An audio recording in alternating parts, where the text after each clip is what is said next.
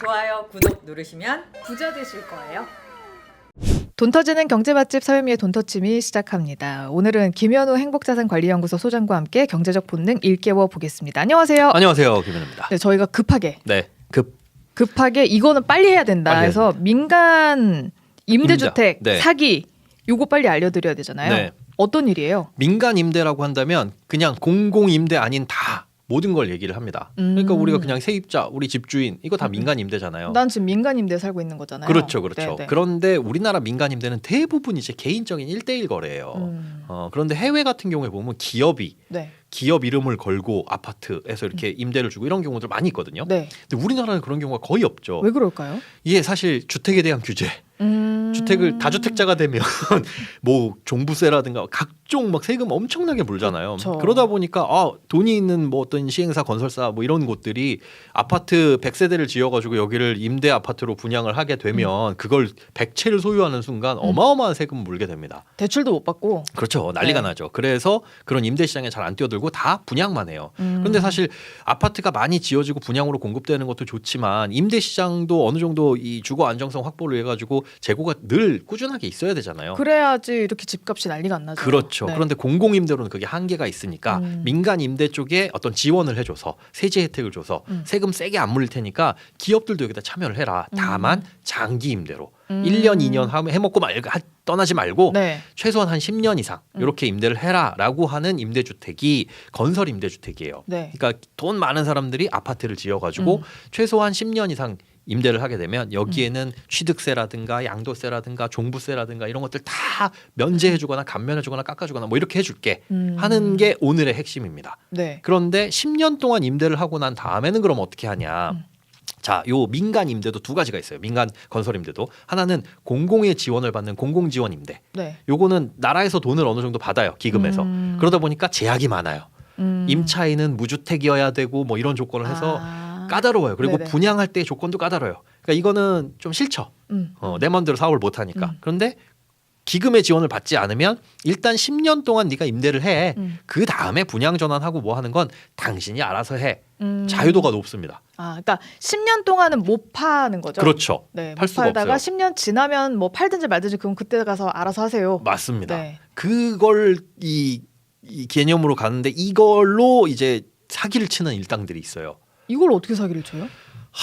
이게 10년 후에는 분양 전환을 할 수가 있다고 했잖아요. 네. 그러다 보니까 요즘 나오는 게 민간 임대 아파트의 입주자가 되시면 임차인이 되시면 10년 후 지금의 가격으로 분양을 해드리겠습니다. 그거는 공공임대주택에서 하는 분양 거 전환. 아니에요? 네. 그죠? 실제로 그렇게 공공 지원을 받든 공공 임대 분양 전환 임대든 똑같아요. 그런 게 실제로 있다 보니까 우리도 이렇게 해가지고 10년 후에 분양 전환하겠습니다. 그런데 이것까지는 사기가 아니거든요. 네. 문제는 아파트를 지을 수 있는 이 사업 계획 승인도 안 났는데 네. 그거를 임차인을 모집해가지고 계약금만 받고 나르려는 그런 시도들이 있다는 겁니다. 아니 그게 말이 돼요? 왜냐면은 집이 어느 정도 지어지고 그 집 주인들이 일단 먼저 정해줘야 되는 거 아니에요? 그렇죠. 집주인은 기업이죠. 100세대를 갖고 있는 나인데 여기에 임차인을 모집을 해요. 100세대를 짓는데 100세대 임차인이 들어오시면 네. 나중에 당신들이 주인입니다. 그리고 우선 분양권 줄 테니까 10년 후에 이거 분양할게요. 임차인으로서 들어오세요. 10년간 세 들어 살다가 그런데 집값은 안 오릅니다. 지금 분양가 정해진 거 5억이면 5억 이렇게 딱 드리겠습니다. 이렇게 하니까 불안불안하신 서민들 입장에선 당장에 집을 사기는 좀 어렵고 네. 그리고 뭐 청약통장 이런 것도 안 써도 되는 거니까 계약을 맺고 10년 전세라든가 아니면 뭐 좀 저렴한 월세 이렇게 들어가실 수가 있는 거죠.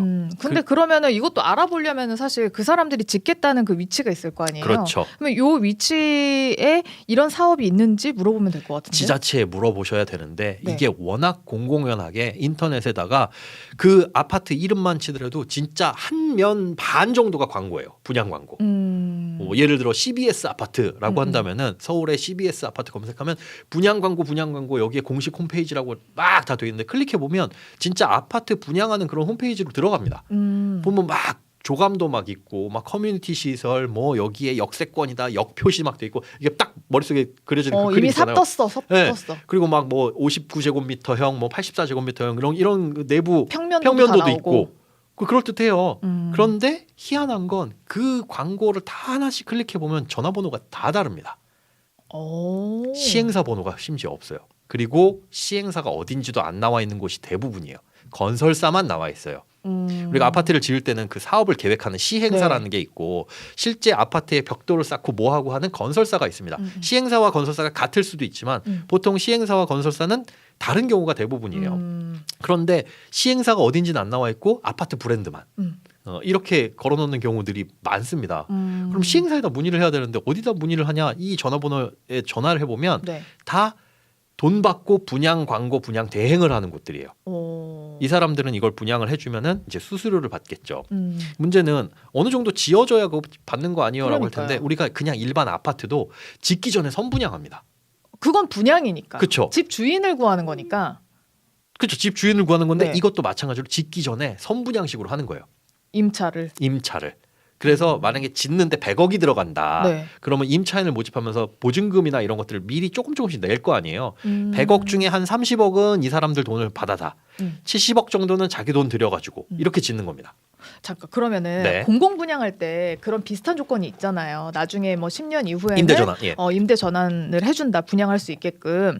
그 사람들도 사실상 처음에 계약금처럼 많이 내나요? 많이는 안 내요. 그 임차 보증금 정도 어. 들어갈 때 내게 됩니다. 근데 요거는 계약금으로 일단 어느 정도 내고 그다음에 중도금으로 어느 정도 내게끔 되어 있어요. 그래서 거의 분양이랑 똑같네. 그런데 금액이 확 작죠. 뭐 5억짜리 집이라고 한다면은 네. 전세 같은 경우는 뭐 전세 시세에 맞춰가지고 2억 5천 뭐 3억 이렇게 내게끔 되어 있고 네. 그것만 내고 10년 동안 살면 5억에 이 집을 내 걸로 가지니까 집값이 많이 오르면 걱정 없는 거예요. 사실 오르면 오른 대로 난 부족한 부분만 준비하면 되는 거니까. 그리고 중간에 어디에 청약이 당첨됐다 그러면 얼마든지 나갈 수 있는 거고. 그러니까 여기에 접근을 하게 되는데 문제는 뭐냐? 이 임차인 모집 자체가 사업계획 승인도 안 나다 보니까 네. 그냥 맨 땅에 저기다가 우리가 아파트 지을 겁니다라고 하는 그 계획만 가지고 모집을 하는 거예요. 근데 임차인을 받으려면 뭐 신고 같은 거 해야 되지 않아요? 해야 됩니다.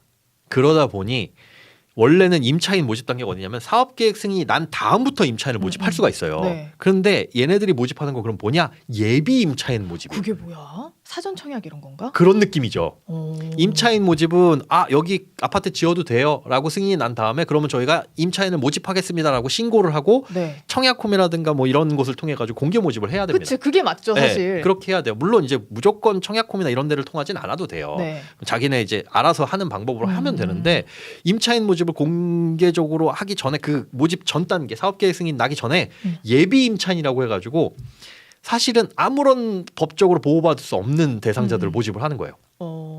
이 사람들이 반드시 임차인이 된다는 보장도 없어요. 물론 계약서가 있겠죠. 네. 있기는 하지만 뭐 이행을 안 하게 되면 뭐 민사상의 어떤 뭐 손해배상을 요구할 수도 있겠지만 예비 임차인을 이렇게 모집을 해놓고 계약금을 받습니다. 근데 계약금도 꽤 커요. 한 20% 정도 수준? 그럼 너무 큰데? 꽤 크죠. 네. 그런데 계약금이 한 번에 5천을 내라 이렇게는 안 돼 있어요. 잘라서 냅니다. 700, 뭐 2,000, 뭐 2,500 이런 식으로 잘라서. 그리고 심지어 요거를 또 신용대출을 연결해줘요? 연결해줘요.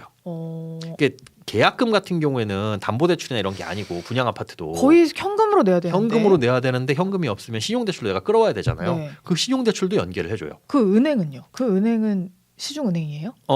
새마을금고 뭐 이런 것들 2금융권. 그러니까 가가지고 만약에 내 신용이 안 좋으면 대출을 못 받는 거고 그렇게 되면 어떻게 해요? 어디선가 돈을 알아서 땡겨와야 돼요. 못 내면 계약 파기. 앞서 낸 1차, 2차 계약금 날려먹는 거고. 어머. 그러니까 사실은 그걸 또 악용할 수도 있겠다. 네, 그렇죠. 오히려 계약이 안 되면 꽁돈을 먹는 겁니다. 여기는. 야, 저는 지역 주택조합 요거만 문제인 줄 알았는데. 지금 그거랑 아주 동일하게 분양되는 거예요. 민간임대 아파트도 두 가지 유형입니다. 협동조합형 민간임대라는 게 있고 네. 그 외에 민간임대가 있어요. 협동조합형은 뭐냐면 조합원을 모집합니다. 그래서 그 조합원들의 돈을 가지고 임차인이 되고 임차인들이 나중에 입주자가 될 수 있는 건데 조합을 모집하는 게 지역주택, 지주택이잖아요. 네. 근데 이것도 예비조합원을 또 모집을 해요. 그것도 보호를 못 받는 거예요? 네. 예비조합원은 그러니까 조합원이 됐을 때 낸 돈은 본인이 희망하지 않을 경우에 7일 이내 환불 뭐 이런 것들이 규정이 있어요. 있죠. 조합원에 대한 네. 조합금에 대한 환불은. 근데 그 전에 예비조합원이라고 한다면 이건 아무런 법적 보호도 없고 와. 발기인 모집이거든요. 네. 그러니까 뭐 이거 사업 추진할 거야 그런 회의 같은 그 회를 만드는 거기에 돈을 넣으면 일종의 출자금 투자했는데 못 받는. 이건 투자 성격이라서 아무것도 보존을 못 받습니다. 예비자 붙으면 일단 좀 경계해야겠네요. 그런데 아주 작은 글씨로 써 있죠. 괄호 열고 예비 뭐 이렇게 예비 임차인. 근데 이렇게 해가지고 뭘 하냐? 저기다 아파트를 지을 겁니다. 라고 하면 그럴듯해요. 여기 얘기하는 건 그렇게 해서 돈을 모아가지고 사업계획 승인을 받으면 모르겠는데 그런 땅들이 심지어 뭐 용인시에는 어떤 일이 있었냐면 자연녹지 지역. 그거는 안 될 텐데? 지구 단위 계획이라는 걸 변경해야 됩니다. 근데 네. 지구 단위 계획은 지자체에서 승인할 수 있지만 그거는 우리나라 전체 국토 계획 그 국토 개발 계획에 맞춰 가지고 이렇게 내려오는 거고 맞아요. 아주 장기적인 미래를 보고 그 정하는 거기 때문에 네. 이거는 그냥 여기 아파트 지을게요라고 해가지고 안 돼요, 그걸로. 할 수 있는 게 아니에요. 뭐 물론 그 비슷한 문제로 좀 재판받고 있는 분이 있긴 있는데 네. 그런 일은 재판받을 정도로 잘 없는 일이에요. 그렇죠. 이거 그리고 그런 땅에다 하려면 가능성이 제로는 아니에요.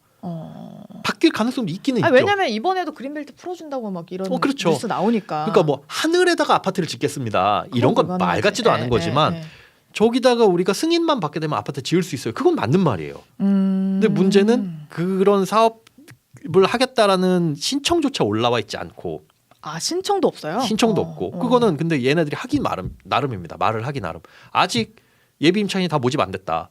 모집되면 그때 신청을 할 거다. 할 수 있는 거예요. 그리고 계약서에 보면 사업이 무산됐을 때 계약금은 다 돌려드리겠습니다라고 써놔요.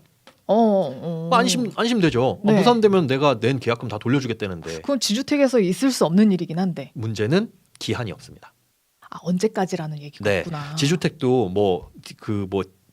안심 확약 보증 뭐 이런 거 써주고 나중에 돈 돌려주겠다라고 하는데 그게 또 법적인 효력이 있니 없니 이거 가지고 따지고 있잖아요. 네. 여기도 마찬가지로 돈을 돌려주겠다라고 써 있어요. 사업이 무산되면. 근데 우리는 노력할 거야. 우리는 저 자연녹지 지역을 언젠가는 아파트가 설 수 있는 땅으로 만들 거야. 그게 200년 후려도. 그 기한이 없으니까 계속 노력합니다라고 하면서 안 돌려줄 수 있어요. 그럼 그 내 돈은 언젠간 그럼 돌려받을 수 있냐? 소송을 걸어서라도 자세히 보면 계약서에 이 계약금 내에는 사업 추진비가 포함되어 있고 사업 추진비는 소모성 경비로서 탈퇴를 하거나 자격을 상실하게 되면 못 돌려드립니다라고 되어 있어요. 네. 그러다 보니까 사업 추진비가 거의 절반 이상이 사업 추진비거든요. 그쵸. 그러니까 지주택이나 마찬가지요. 우리 사업 추진할 겁니다. 그러면서 경비로 썼다 그러면 할 말이 없는 거예요. 맞아요. 뭐 조합장이 술 마시거나 이런 비용까지 거기 다 넣으니까. 네. 그래서 계속 들잖아요, 돈이. 그렇죠. 끊임없이. 자, 사업을 추진하려고 하다 보니까 돈이 부족하네요. 여기 얼마가 더 필요합니다. 공사비가 올랐네요. 당초에 우리가 예상했던 비용보다 여기 그것까지 써 있어요. 추가적인 분담금이 들어갈 수 있습니다라고. 그것 때문에 환장하는 거거든요. 그렇죠. 사실 추가 분담금. 내가 때문에. 5천만 원 냈어. 그리고 나중에 한 1억 5천만 더 내면 들어갈 줄 알았더니 추가 분담금이 들어갈 수 있다고 얘기하네. 저 그거 못 내요라고 하면 그럼 탈퇴요. 그리고 탈퇴할 때는 저희가 사업 추진비 못 돌려드린다고 분명히 여기 써 있습니다. 네. 다 날려. 안 그러면 돈을 또 내야 돼. 1억을 내고 그러면 되느냐? 또 추진비가 필요합니다라고 얘기하면 계속 물려 있어요. 근데 듣다 보니까 이거 사기로 고발도 안 될 것 같은데. 정답. 그게 문제예요. 계약서나 이런 것들을 보면 사업 추진 의지라든가 이런 것들이 있어 보여요. 근데 우리나라에서 사기라는 걸 인정받기 위해선 이 사람이 처음부터 이 사람을 기망해서 재산을 뺏을 거야. 말도 안 되는 거 가지고 하늘에 집 지을 거예요라고. 아니고 실제로 있음직한 일. 그렇죠. 노력하면 될 만한 일을 얘기를 했으니까 네. 그렇게 기망은 아니다. 맞습니다. 노력만 했다면. 네, 이걸 사기죄로 해가지고 고소를 한다고 해도 성립이 안 될 가능성이 굉장히 높아요. 그러니까요. 네. 그러면 결국은 뭐냐? 민사상에 저걸로 소송으로 가야 되는데 네. 계약서잖아요. 네. 계약서고 심지어 법에서 딱 얘기하는 임차인 모집 그 전 단계이기 때문에 사인 간의 계약이에요. 네. 그러면 당신 계약서 읽어보고 사인한 거 아니냐? 이제 그 문제가 따라오죠. 네. 그럼 그 계약서에 뭐 중요한 내용이 누락돼 있냐를 봤는데 제가 다 봤을 때 있어. 다 있어요. 와. 다 있어요. 이건 결국은 계약금 잃고 나오는 최악의 상황. 와, 옛날에는 뭐 원수한테나 지주택 권해라 이런 얘기 했었는데 이제 이것도 거기에 포함이 되겠네요. 맞습니다. 그런데 이게 분양 광고가 어마어마하게 뜹니다. 심지어 블로그에서 그런 것들 많잖아요. 여기 뭐 역세권에 개발되는 10년 동안만 거주하면 내 집이 되는 막 이런 거 돈 받고 여긴 소정의 원고료를 받아가지고 하는 이것들이 엄청나게 많기 때문에 사람들이 진짜 그거 좋은 줄 알고 가가지고 덜컥 받을 수밖에는 없어요. 근데 이제 이것도 앞서 말씀해 주신 것처럼 사기라고 딱 가를 수가 없기 때문에 그러게요. 지자체에서도 뭘 할 수가 없는 거예요. 그래서 할 수 있는 게 그냥 지자체 홈페이지 가면 여기는 사업계획 승인이 안 난 곳입니다. 투자에 유의해 주세요. 만약에 투자를 했다 못 돌려받는 건 이거는 그냥 내가 투자했다 실패한 거. 어떤 코인 사는데 이거 잘못됐네? 뭐 이런 느낌. 그것과 똑같다. 법적으로 구제받을 수 있는 장치가 보호받을 수 있는 장치가 아무것도 없으니까 유의하세요라고 경고만 할 수 있는 정도입니다. 혹시 이것도 기사가 난 데가 있어요? 있어요. 사기를 당했다라는 걸로. 뭐 사기를 당했다 혹은 이거를 광고를 하던지. 광고 기사 많죠. 그래요? 소형 인터넷으로 그 치면 여기 분양하는데 역세권 뭐 더블 역세권 뭐 어쩌고 여기서 이쪽이 개발되는데 여기에 무슨 산단이 들어선다니 뭐 이런 것들로 그냥 도배가 돼 있습니다. 그러니까 그걸 보고는 꽤 괜찮네. 라고 생각할 수 있는 거예요. 근데 진짜 여러분 진짜 조심하셔야 되는 게 그 언론 기사라고 절대 다 믿으면 안 됩니다. 절대 안 됩니다. 절대 믿으면 안 되고 무조건 경계를 좀 하셔야 돼요. 네. 너무 이제 막 중요 언론사들이 쓴 게 아니면 사실 중요 언론사들이 써도 이런 경우가 있을 수도 있어요. 저 심지어 경제 섹터 들어가 보면 네. 예전에 분양 잘 안 될 때 지금도 뭐 분양 많이 안 되지만 분양 안 될 때 어디에서 분양되는 아파트 실제로 있는 아파트긴 해요. 여기가 그렇게 좋다라고 그 광고성 글들이 주요 언론사 들어봄직한 언론사인데도 불구하고 경제신문에 뜹니다. 근데 그건 일단 걸르셔라. 어디가 좋다 무슨 아파트가 좋다 그렇게 좋으면 자기가 하죠. 그러니까 항상 이게 문제예요. 아주 큰 수익을 가져다 준다라고 얘기를 하면 그것부터 좀 생각하셔야 맞습니다. 돼요. 저렇게 좋으면 네가 하지. 그렇죠. 그러니까 이거를 광고하시는 그분들도 전화해 보면 막 상담원이 전화번호 남겨줘라 언제 방문하셨느냐 막 하루가 멀다 하고 문자 오고 전화 오고 이래요. 그럼 왜 선생님은 왜 안 하시는데요라고 물어보고 싶어요. 그렇게 좋으면 왜 저를 그렇게 붙잡고. 근데 이것들은 반드시 민간임대주택 같은 경우에는 반드시 해당 지자체에 확인을 해보셔야 되고 특히나 지방. 그러니까 이게 지자체라고 말씀을 드렸는데 시군구가 있는 도가 있는 이런 거 있잖아요. 예를 들어 뭐 경상남도에 뭐 물산시에 여기 보면 어디 군이라는 곳도 있는 게 있고 막 저 구도 있고요. 근데 이게 사업 규모에 따라서 담당하는 지자체가 또 달라요. 그러니까 구에만 확인해 보시면 안 되고 구, 군, 시도 다 확인해 보셔야 됩니다. 확인했는데 사업계획 승인이 안 났다라고 하면 일단 걸으세요. 그리고 거기에서 그 승인이 안 났다 하면 걸어야 되는데 사실 시도는 했을 수도 있잖아요. 그렇죠. 시도하는 건 뭐 어렵지 않으니까. 그것까지도 잘 알려줍니다. 그러니까 물어보면 반드시 이제 물어볼 때는 아파트 이름 가지고도 잘 모르는 경우 있어요. 거기 보면 해당 지번 이런 거 나와 있으니까 요 지번에 해당한 요 아파트가 지금 어느 정도까지 진행이 됐느냐라고 물어보면 거의 열의 9은 승인된 바 없습니다. 지금 요청이 들어온 바도 없습니다. 검토도 진행하지 않고 있습니다. 라고 하는 게 대부분입니다. 근데 진짜 조심해야 돼요. 이게 나한테 굉장히 많은 수익을 가져다 준다고 하고 나만 알 수 있는 건 절대 없어요. 만약에 이게 굉장히 막 많은 수익을 가져다 주는 로또다 이러면은 기사가 엄청납니다. 나만 그렇죠. 할 리가 없어. 나만 할 리가 없죠. 네. 그리고 경쟁률도 엄청나고. 엄청나요. 그리고 이게 문제가 만약에 그러면 그걸 진짜 사업계획 승인이 났다. 그럼 그거는 분양받아도 되냐? 이것도 또 하나의 위험이 있어요. 우리가 5억에 분양을 해드리겠습니다. 2억만 내시면 이렇게 해가지고 들어갔네요. 임차인으로. 문제는 10년 뒤에 나는 나머지 차액 3억을 낼 줄 알았더니 중간에 매매 예약금이라는 걸 요구할 수 있으면 또. 앞서 말씀드렸죠. 민간임대는 너희들 알아서 해 라고 했잖아요. 그러다 보니까 실제로 지금도 중간에 매매 예약금입니다. 이거 내셔야지 우선 분양권 드려요. 우선 분양권은 또 뭐야? 만약에 이거 돈 안 내시면 당신 입주권 없고 10년 뒤에는 내보낼 거고 다른 사람 모집할 거야. 이래버리는 겁니다. 와. 이런 게 어디 있어요? 라고 해도 이거는 시행사가 알아서 하도록 정해놨기 때문에 어쩔 수가 없어요. 와, 이거 진짜 이 건설사를 다 까고 싶다 지금. 그러니까 법의 구멍이에요. 이게 불법도 아닌데 그 구멍들을 참 잘 찾아내가지고 요렇게 저렇게 지금 만지고 있는 상황이니까 이거 지금 덜컥 뭐 10년 뒤 분양 전환 민간 임대 아파트 이런 거 들어갔다가 무슨 예비 임차인 예비 조합원 이렇게 들어갔다가는 진짜 큰 돈 물리고 절대 못 빠져나오는. 네. 이것도 있고 또 있어요. 또 있는데 자동차 리스 사기 사건도 크게 보도가 됐는데 요거 또 알려주시죠. 이것도 이제 폰지 사기 중에 하나예요. 그러니까 이 뭐 돈을 입금해가지고 내가 이 차를 타게 되면 일정 금액 얼마만 내게 되면은 뭐 3년마다 한 번씩 차를 바꿀 수 있다. 근데 그럴 듯합니다. 근데 실제로 그렇게 차를 타고 다니시는 분들도 계셨고 문제는 저는 이거 보면서 이게 처음에 사기를 의도했느냐 그러지 않았을 수도 있겠다라는 생각이 문득 들었어요. 폰지가 좀 반반이 그렇죠. 그렇죠. 그 뭐죠? 저 테슬라도 음. 처음에 전기차 만들 때 저거 폰지 사기 아니야라는 의심을 받기도 했었거든요. 네. 저게 되게 됐으니까 이게 문제가 없는데 이 중고차 판매 요것도